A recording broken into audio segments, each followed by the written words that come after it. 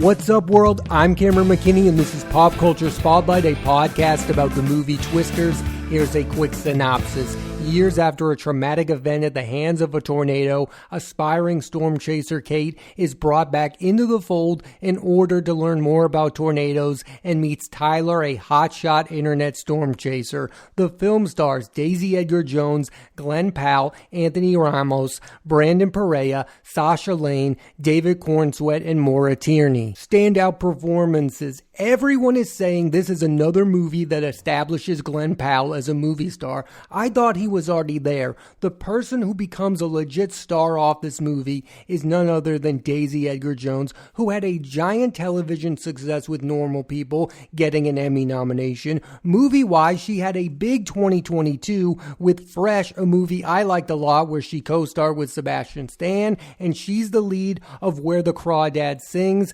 which was a big hit in theaters, and it's impossible to explain why, but I'll try. Its success has largely to do with the book's popularity, in the same vein as Gone Girl and The Girl on the Train.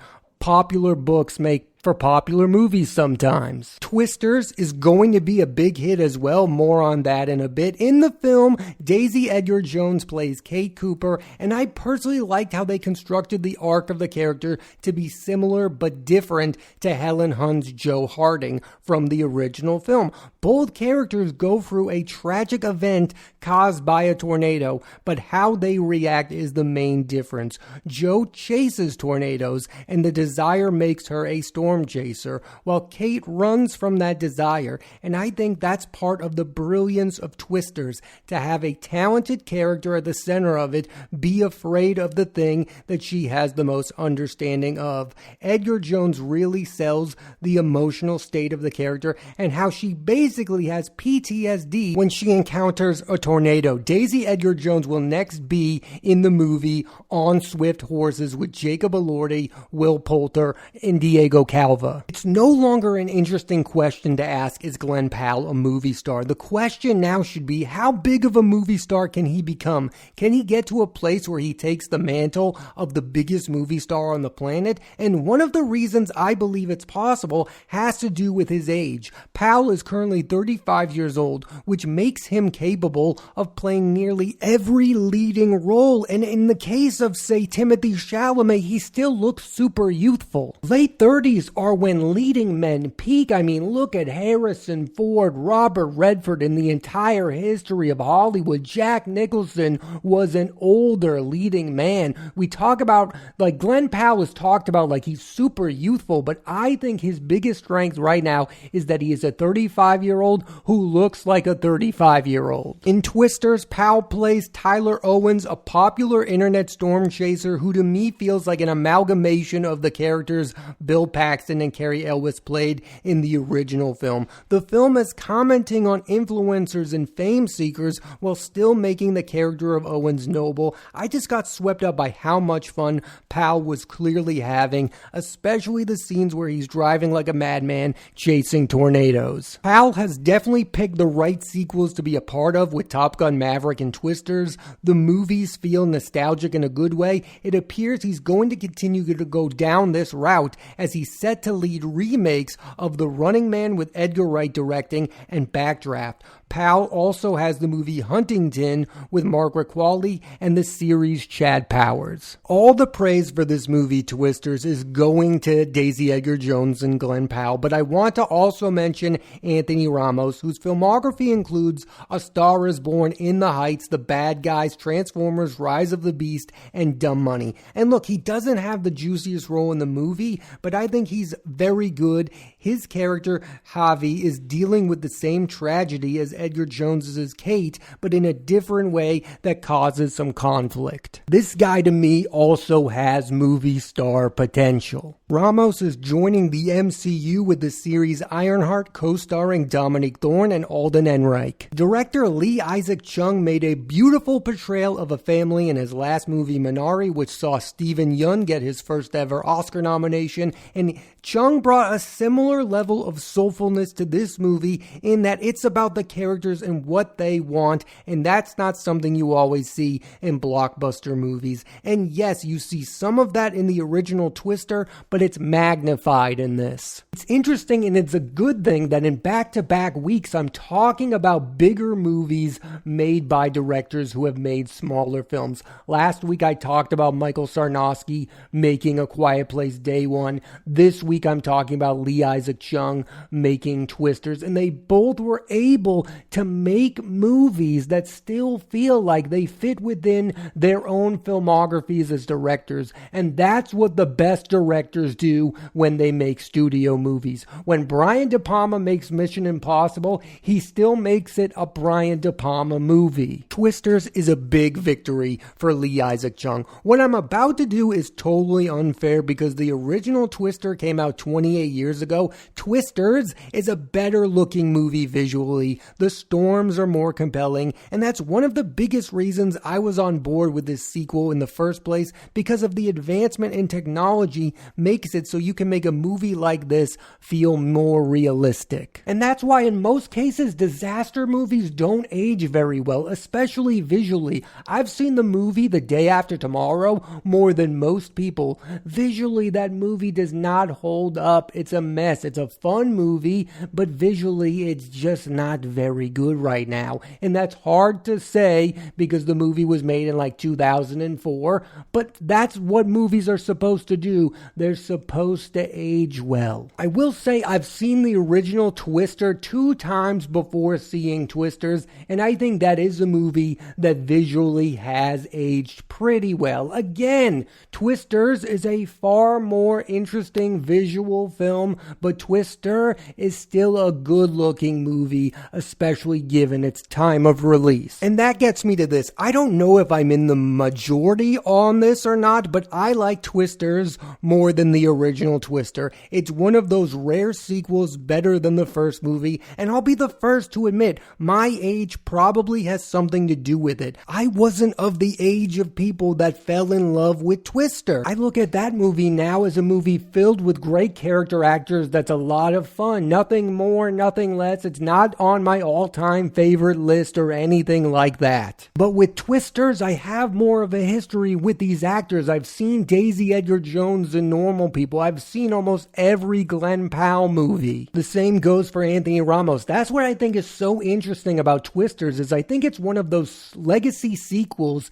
that is going to be able to attract people who had no interest in the original Twister movie. I think they're going to get that newer audience. What I'm more interested in, what do the people that love the original film Twister feel about this movie? Do they feel like it's just a complete and total copycat? Do they believe the original is far better? I haven't heard a lot of that from people, but I have to think that that thought is out there somewhere. For me, I just emotionally connected with the story of Twisters more than I did the story of Twister. One of the most talked about aspects of the film Twisters has been the perceived lack of romance due to the fact that Kate, Daisy Edgar Jones's character, doesn't kiss Glen Powell's Tyler. Here's what the people involved had to say on the matter. Edgar Jones told Steve Weintraub of Collider, quote, "I think it's a Spielberg note, wasn't it? I think it stops the film feeling too cliched, actually. I think there's something really wonderful about it, feeling like there's a continuation. This isn't the end of their story. They're united by their shared passion for something." End quote. Glen Powell added, quote, "I feel like a kiss would be sort of unrepresentative of the right goal at the end of the movie, and it is a good Spielberg note. It's why that kid is still in the game. It's amazing." End quote. Director Lee Isaac Chung told Variety that a kiss was not how he wanted to end Kate's story, saying, quote, "I didn't feel it should be a kiss. I felt like what she has earned and led up to is having community and having a sense of love for what she does again. She's still active at the very end, and she's going out and chasing another storm. So for her to have regained all of that, that's who she is. That's what I wanted to leave people with." End quote. Here's my perspective. The first Twister needed to end on a kiss because Hunter's and Paxton's characters were married, and that was part of the plot, if not the biggest part of the plot. The plot of this movie is about Kate getting over her fear of tornadoes. This whole romance is dead in movies argument thing is ridiculous, and it's not a conversation anyone is really really interested in having. I don't understand watching Twisters and not thinking this was a satisfying ending. Box office. Twisters is the surprise hit of the summer, making over $80 million at the box office its opening weekend, doubling the amount of the original. And after big financial failures like Furiosa, Hollywood needed this to be a big hit. One has to imagine a sequel is going to happen sooner rather than later. I think Twisters has more in common with Top Gun Maverick other than both have Glen Powell in them. I think this movie follows that similar formula in that they give the original fans of Twister everything they want and more, while also feeling original and doing something different. And you could say this movie is even more different than Twister than Top Gun Maverick is to Top Gun, because this movie doesn't have the original characters in it. This movie doesn't have a Helen Hunt return. There's a version of this movie where they try to force Daisy Edgar Jones to be the daughter of Helen Hunt's character, and I love the fact that that's not the avenue this movie went down. I also think, like Top Gun Maverick picked the right director in Joseph Kosinski, I still don't think that guy got enough credit for how great that movie is. And similarly, Twisters picked the right director in Lee Isaac Chung. I remember when he was announced as the director of the movie, I got super pumped. I heard people saying, why would they pick the guy who just made Minari to make the Twister sequel? Because they wanted the movie to be good. They didn't just want an action-packed tornado movie. They wanted a really high-quality film where you cared about the emotions of the characters, and they got that in Lee Isaac Chung, and he was able to do wonders with the tornado stuff as well. I think more and more of these legacy sequels are on the way. I think Legally Blonde 3 is inevitable. I think Reese Witherspoon will play that character again. I'm really interested to see Beetlejuice, because that is going to be directed by the original Beetlejuice director, Tim Burton. We are all wary of sequels because in the history of sequels, they're never as good as the original movies, and it's because most sequels don't take any chances. They just do the same things the original movie does, and that's not the way to have success. That leaves you going, wow, this movie is okay, but you know what I should really watch? The original movie. And I never had that thought watching Twisters. I never thought, oh wow, this is really good, but do you know what's better? Twister. That's not a thought you want to have watching a sequel. You want to have that thought of, oh wow, this movie stands on its own. Like Aliens, as great as Alien is, you don't watch the movie Aliens and go, you know what I should watch? Alien, because it's even better. No, Aliens is on that same level as the original, and Twisters to me is on that same level as Twisters and is even better in my opinion. I also just think this movie is an example of how much we want movie stars. Movie fans want a movie star like Glen Powell, who does a movie like Top Gun Maverick, then gets a leading role in Hitman, which was like his passion project, and then gets a leading role in Twisters. And I've read articles saying, oh, Glen Powell should be James Gunn's Batman in the DC universe, or whatever they're calling it nowadays. And I think that's completely ridiculous. This actor has gotten to movie stardom without playing a superhero. No, I do not think that Glen Powell should be the other guy playing Batman. You already have Robert Pattinson. I do not want that for Glen Powell. What I want for Glen Powell is more movies like Twisters. I want to see him in a third Top Gun movie. I don't want him to play a superhero. I think I've said it before on this podcast. What I want from Daisy Edgar Jones is to play Tomb Raider. I think she should be the Tomb Raider in the show that's being developed and created by